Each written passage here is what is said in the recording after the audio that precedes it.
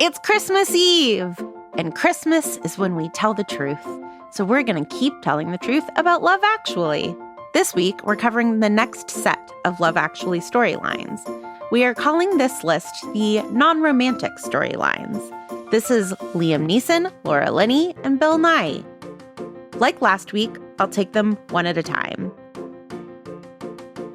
Bill Nighy plays Billy Mack, a down-on-his-luck rock star who's blown through enough drugs and women to ruin his career. He's on a comeback. He's releasing a Christmas song as a cash grab.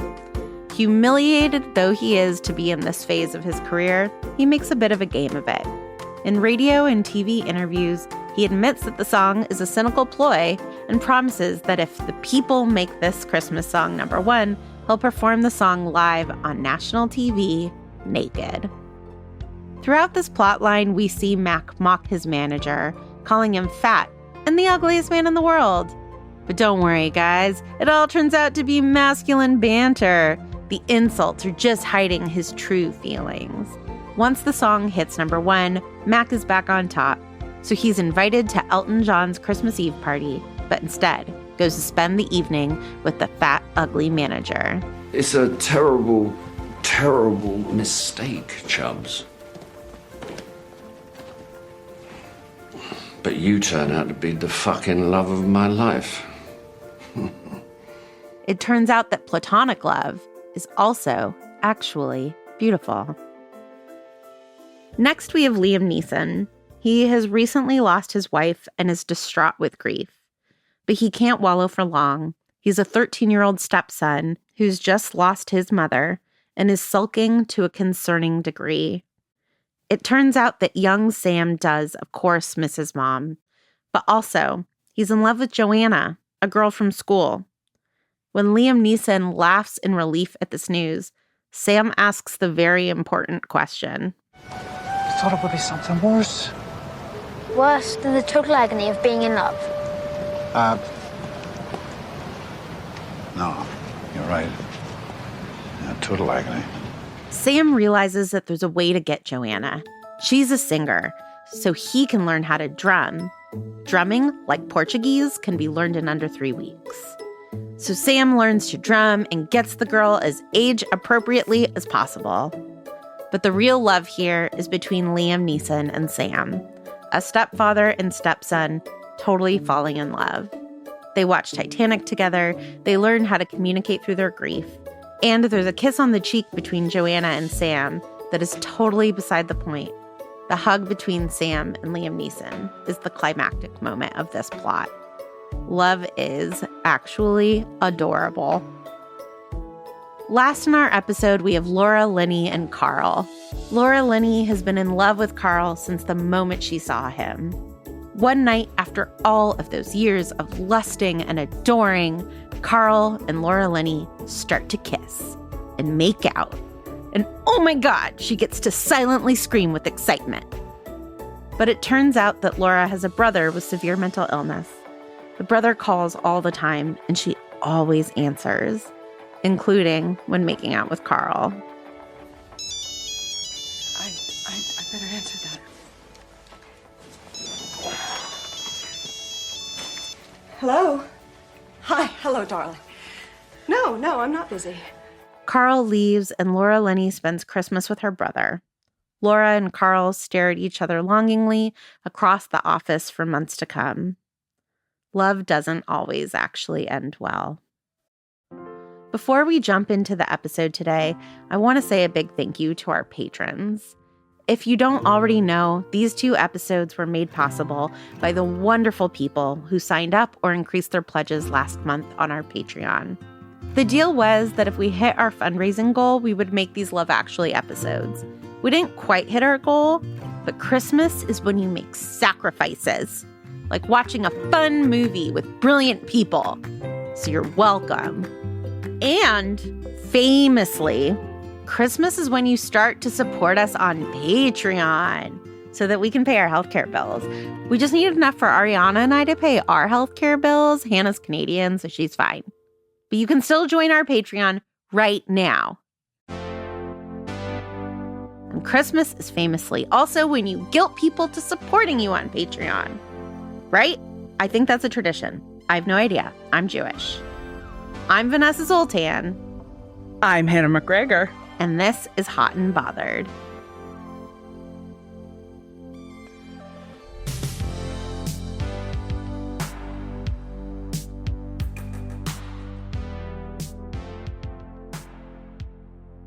So today we are going to be talking about, I think this is 3 of my 4 favorite storylines. Mm-hmm. I like 4 out of 9 of these storylines, and I like all 3 of the ones we're talking about today. I think that one of this movie's strengths is when it takes seriously the forms of deep commitment people have to non-romantic relationships in their lives.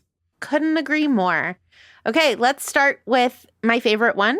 This is Liam Neeson as Daniel and Thomas Sangster as Sam. Yes. The stepdad and son who are healing in the wake of Sam's mom's death. Yep.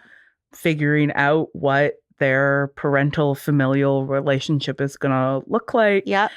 And sort of navigating that together via Sam's crush on a girl at school whose name is also Joanna, which I mean, my read of that is that it's just the movie making sure that we understand that what's actually happening here is navigating grief and loss and figuring out what their relationship with each other is going to look like, more than it's about like Sam and Joanna are meant to be their children.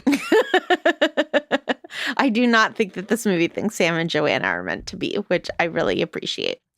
Yeah, I love a couple of things about this. I love that it's a parent-child thing, but I really, as a stepmom who is very in love with her daughters, I love that this is a stepdad without explanation, right? It's just like Daniel is Sam's stepfather, and he is fully walking into now being a single dad without any, like, I don't know, he isn't even my son. Like, there's just none of that.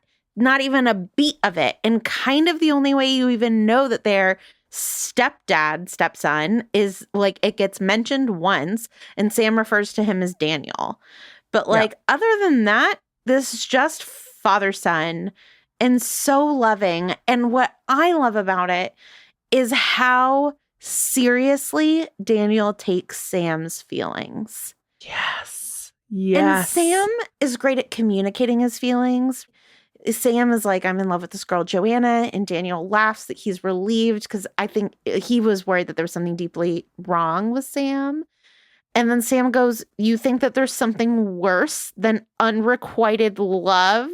And Daniel's like, do you know what, man? No, fair point. That's terrible. Yeah, it's this really consistent way that Daniel shows up for Sam at the level of what Sam is telling him about his life. Yep. So he's not correcting him. He's not saying, like, are you sure you're not sort of just maladaptively grieving sad about your mom? Right.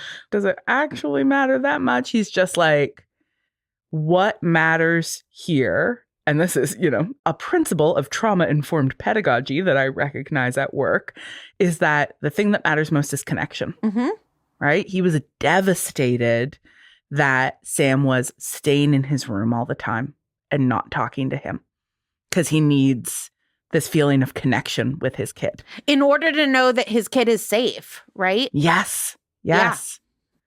And so when Sam comes and says, this is what I'm going through, he prioritizes maintaining that connection and meets him where he's at.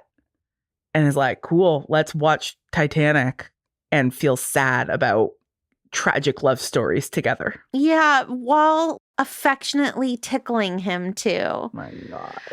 And just really taking the long view. He is like, yes, you might get embarrassed if you run through an airport to proclaim your love to this like fellow 10-year-old, but I want you to be the kind of person who feels comfortable making big declarations, or I want you to know that I will support you in running through an airport.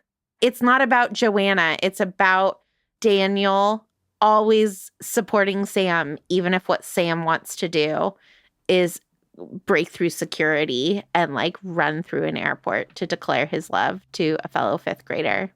Yeah, I mean, that's Daniel's idea, I Yes, gotta say. it is. Sam was ready to give up. At each stage, Daniel's like, no, we are doubling down. I will say, watching this last night with one of my stepdaughters, the moment that made me cry is Sam has gone and told Joanna that he loves her. We actually don't see the proclamation if he is able to say it to Joanna. I don't think he does. I think my read of that scene is that he realizes she knows his name, and that's enough for him. Okay. And so getting the kiss was like icing on the cake. He was happy to find out she knew who he was. But the grand romantic moment, the music swells. Yeah. When Sam runs into Daniel's arms. Yeah. And I'm like, yes, drink, Marcel and Hannah. This is beautiful. Music swelling at the appropriate moment. Connection between stepchild and step-parent love is beautiful and amazing. And I love it. Yeah. That hug Ooh. is one of the emotional peaks of the movie for me, because it so clearly is saying, like, Daniel successfully made Sam feel safe and loved. Yep. And the other thing that I just feel like we have to talk about here is that there is obviously a well-worn cliche in romantic comedies about people chasing each other through airports. And this is Richard Curtis winking at that and playing with it by having it be a kid. And using the form, again, to draw our attention to this is a post 9/11 world. You can't just go through security. And I think he is trying to make airports seem less scary by having a kid run through security and make all the security increases seem silly, right? Like you have security guards chasing a child who just wants to tell another child, I have a crush on you. And the security guards get stuck in the crowd and start falling down. Yeah. And I, again, think that this is a moment, one, to play on a really old trope in rom-coms and to use that to make this political argument of the moment. Yeah. I mean, it's pretty goofy. Like, security comes back and just hands Sam over. Yeah. There would be more consequences. For sure. But that's fine. This movie only semi-exists in reality. Yeah. Lots of parts of it are downright fairy tale-ish, including the presence in this storyline of Rowan Atkinson's character, who we know as consumers of paratext surrounding this film was originally meant to be more of a through line. He's meant to be kind of like an angel figure who like intervenes in the various love stories, and he ends up just having these two roles, right? Wrapping the package for Alan Rickman, wrapping the gift, and then distracting airport security so that Sam can dash through. But, you know, very much a sense of like, he's here to give real love a chance. And there's a lot of winking happening in this mini story in particular. Mm-hmm. Daniel makes a joke about how his recently deceased wife wanted him to bring Claudia Schiffer as a date to the funeral. And then he has a meet cute at the end of the movie with a mom at Sam's school, played by Claudia Schiffer. And there is, I mean, I think the other thing we could discuss about what this particular storyline believes about love is that question of, is there just one person for you? Yeah. Which is a thing that Sam says. There's just one for me. There was just one for you. Yep. But there wasn't just one person for him. As he makes clear, if he ever meets Claudia Schiffer, he'll have sex with her in every room in the house, including Sam's bedroom. Ew. Okay. Let's talk about the complicated and tragic and beautiful story of Sarah. Sarah, played by Laura Linney, who has been in love with Carl for 2 years, 7 months, 3 days, and 2 hours, or whatever it is. Sort of since the moment she has met Carl, she's been in love with Carl. Everybody in their office knows that Sarah is in love with Carl. Including Carl. According to Sarah's boss, Alan Rickman. Correct.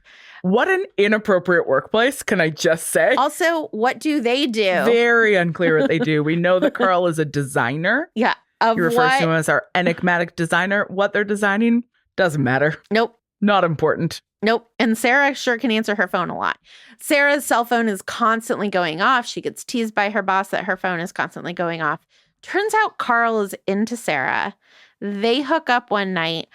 Carl is one of the most beautiful men ever filmed. Astonishing. Played by Rodrigo Santoro, a much better name for this man than Carl.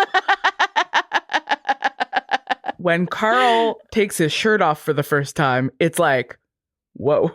No, this is a feast for the female eye. There is so much breastage in this movie. There is so much male gaze in this movie. And this is a moment, you know, obviously talking in broadly heteronormative terms, this is a female gaze moment. He is lit very generously. He's just a delicious looking man. And he exists exclusively to be hot. Yes. Like, and kind. Like, you know. No. Like, he speaks has 7 lines in the movie. I counted. I was going to say he speaks like 3 lines, but you counted. He has 7. But one of them is really kind and so important. So it turns out that the person who's always calling Sarah is Sarah's brother, who has some sort of mental health problem and calls her obsessively, has some paranoid and it thoughts. Is in an institution. Is institutionalized. They are American living in Britain. Their parents are dead, so he's quite lonely. And she's constantly answering his calls. And she and Carl are in the middle of hooking up and her phone rings. And Carl says, will it help him if you answer? And she says, no. And I will say there's this tragic moment where everybody who wants to have sex with Carl is saying, turn off your phone. Who cares about your brother? Just turn it off. Just turn it off. Just turn it off. The most beautiful man in the world is in your bed. He says, you know, life is full of interruptions. Yep. It's not gonna help. It's not going to help him. He is safe. Yep. Like he's being taken care of. You can turn off your phone and have sex with Carl. Yeah. But she can't. She can't. And we see these 2 very loving scenes between her and her brother. She goes that night. She leaves Carl. And he actually, her brother, there's like some violent threat between she and her brother. Mm-hmm. And she is kind and compassionate to him. And then we see them celebrate Christmas, just the 2 of them, you know, and she says, good night, Carl. And she has dedicated her life to caring for her brother. And it's kind of tragic. It is. It is. I mean, part of the tragedy for me in the storyline is I'm not convinced it's actually a sacrifice she needs to make. Which the way that he asks the question, I think, is supposed to make that clear. And that she knows. She's like, no, I do not make him better by answering. I just can't not answer. That, like, there's a possibility here. Like, you could have both of these loves. You know, you can love your brother and care for him. And it's so, you know, I love that the scenes with him, she is present with him. Yep. She is not freaked out by his violent outburst. She loves him and she is there. And it doesn't need to be her entire life. Yep. It doesn't need to be the only thing that she does. She actually could have a boundary around this, but she doesn't know how to do that. And that is sad. I was talking about it with my stepdaughter, Ellen, last night, because she was like, dude, have sex with Carl. And then she was like, would I be able to ignore my sister's calls if I knew she was in pain? Yeah. And that I could like take a little bit of the pain away. I don't know. It's a great representation to some extent of how hard it is to maintain a boundary when you're in a caretaking role. Yes. Yes. And that knowing when to say they are safe enough, they are well enough, and I need to take care of myself and have my own life versus every time I answer the phone, I make their lives a little bit better. And wouldn't it be selfish of me? Yeah. To turn off my phone? When I know that I make it 10% better when I answer. Yeah, it won't solve it, but nothing will solve. Like, this isn't a situation with a fix. What it is a situation where I can provide care and love. And that's going to just make his life a little bit better. Yep. And yet we want her to fuck Carl so much. We all do really want her to fuck Carl. And I will say, I think that Carl with his 7 lines is so smartly written. He seems not just like someone who's hot, but someone who would be respectful of the realities of her life. He learns about her brother with no judgment. He is patient with her when she answers the phone the first time. He's willing to keep making out even when she says, "No, I'm not busy" on the phone. Yep, I know. He is fully between her legs and she answers the phone and says, "No, I'm not busy." And he's like, "I get it." Okay. And this, I think, brings us back to something you said in the last episode, which is that this movie really is interested in love in context. And right, like these are two people who you're like, they're really into each other and they're really kind to each other. But the context of their lives is just like not going to allow this to happen. Yeah. You know, it's one of the things that I really love about these storylines is that they complicate the primacy of romantic love. Yeah. And for me, that's kind of clearest in the third of these, Bill Nighy's story. My other favorite one. I love this. I love this one. Me too. Flawless, no notes. So Bill Nighy's playing Billy Mack, this aging rock star who's like come back from a heroin addiction and is trying to relaunch his career via a hackneyed holiday album. Gregor Fisher plays Joe, his endlessly patient manager. Yeah. Who he at one point Billy Mack refers to him as ugliest man on the planet, which is just untrue. Harsh. This is an adorable man. He is an adorable man. And the culmination of this is the realization that this is the most important relationship in his life. Yeah. That, like, he's prioritized his career. He has made music and traveled around and had this like absurd, over the top, intense life of being a rock star, and the relationship that has been there for him all the way through and that has stuck with him through his ups and downs, supported him when he has made very bad choices, is his friendship with Joe. And he says, "You're the love of my life." Yep. And it has one of this love story has one of my favorite lines in the movie, which is, "Don't buy drugs, become a rock star, and people give them to you for free." Absolutely incredible. I mean, again, like bits of this dirtbag rock star persona have again aged quite badly for me. As increasing revelations come out about the behavior of a lot of rock stars, it's like, oh, okay. No. Well, let's just try to enjoy ourselves by pretending that we think that Billy Mack is a basically decent human being. I don't. But Bill Nighy is so charismatic and so funny and makes so many fascinating physical comedy decisions, beginning from the very strange squat that he sings the song in the opening scene. I was like, is he sitting or is he just squatting? He's not. He's just squatting. He's hovering over a chair. So funny. Incredible leg strength on this wiry old man. The thing that makes me optimistic about Billy Mack is how he's willing to make fun of himself, right? Yeah. He makes his aging body a site of comedy by saying, if this becomes number one, I will dance naked on Christmas Eve. And so he strikes me as a disgusting guy who, in the little bit at the end, he has like a hot, very, very, very young girlfriend. And it seems as though just like a week prior, he had another hot, very, very young girlfriend. Yeah. And so it's not like this is a good man. It's just a sweet acknowledging in middle age that the people who you spend the most of your time with might not be the romantic relationships you have, but might be the person who you like have spent your life with day after day. Yeah. Yeah. And again, you know, love is contextual. Sometimes the person you love most is just the person you're around most. Yep. Like the relationships that end up mattering the most in your life are not always going to be relationships you've chosen. And that doesn't undermine their legitimacy, their importance to you, their seriousness to you. Sometimes you're just thrown together with a person and you build something together. And then it's like, I value this because we lived our lives together. And you kind of get the feeling that now they're going to spend all their Christmas Eves together. Oh my God. I mean, I hope so. That would be very cute.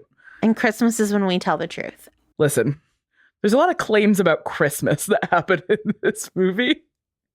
There's a lot of like, and as we all know, at Christmas, and then they say something that is miles outside of my personal understanding of Christmas.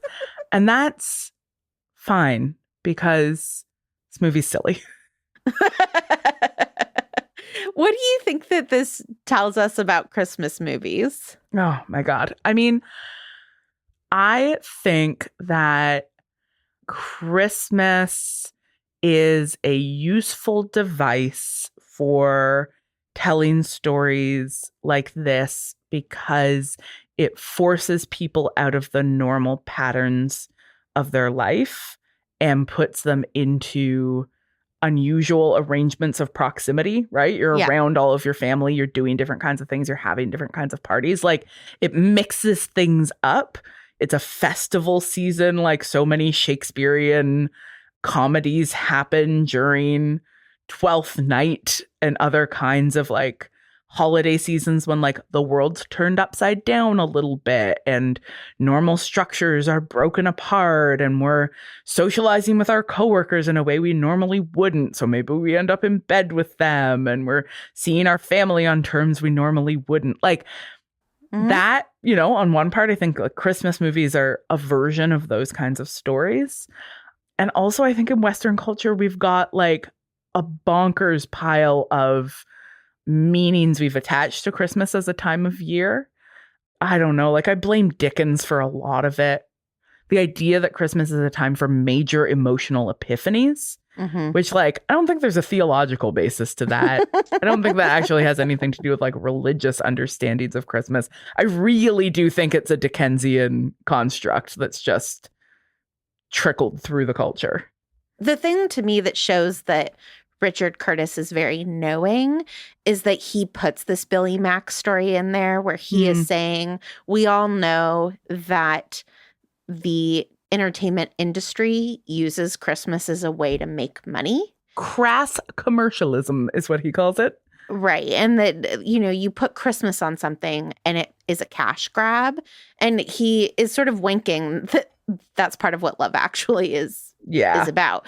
And Love Actually, they had to rush to get it out for Christmas. The Christmas angle to it was added pretty late. And so I think that Richard Curtis is showing us Christmas has been commodified so much to within an inch of its life that now we can actually make fun of it. It's not even interesting to call attention to the commodification anymore. We just have to make a joke of it at this point, and that's the only way through.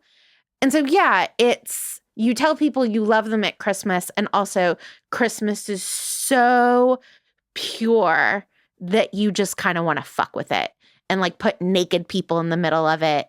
You're going to have these adorable things like lobsters in the manger, but also you need like swearing. Yeah. Because it's just like so cute. You kind of want to punch it in the face. Yeah. And it's like for every person who's attending a wholesome children's pageant, somebody else is getting hammered and watching porn. And that actually, those are both fully legitimate ways to celebrate Christmas. Yeah. Okay, so if you want to hear us talk about the plot lines, which we have affectionately called American Girls Are Hot and Film Stand-Ins, that is on our Patreon. Hannah, you should watch this movie if you want to play a drinking game that's guaranteed to get you just extraordinarily hammered. So you drink whenever the music swells. You drink whenever somebody says Love Actually. Yeah. That's only once, but it's very important. You drink whenever somebody wears a turtleneck sweater. Even if you just do when Colin Firth wears a turtleneck sweater, you'll get wasted. It's a movie that's so tropey that it comes around again and becomes fun. So make yourself a bingo card and watch it with your friends. Vanessa, your turn. You should watch this movie if if you are grading on like a baseball batting average, because 4/9 of this movie is good. And that is not quite batting 500, but that's a good hitting average. Incredible. So if you're comfortable liking 4/9 of a movie, 4/9 of this movie are excellent. Wow. A sports analogy that I simply don't understand, and I'm not going to try. Don't worry about it. It's Just jock stuff. Billy Bob Thornton would get it. just us cool girls who understand sports. Merry Christmas, Happy Hanukkah, Happy New Year. Everything I know about Christmas I learned from this movie. It's pronounced Christmas, right? So if you really love Christmas.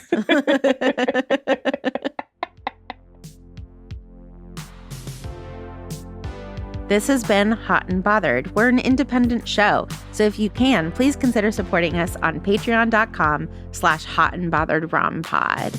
This is a Not Sorry production. I'm the executive producer. We are edited and produced by Ariana Nettleman. And thanks, as always, to our soulmate level patrons.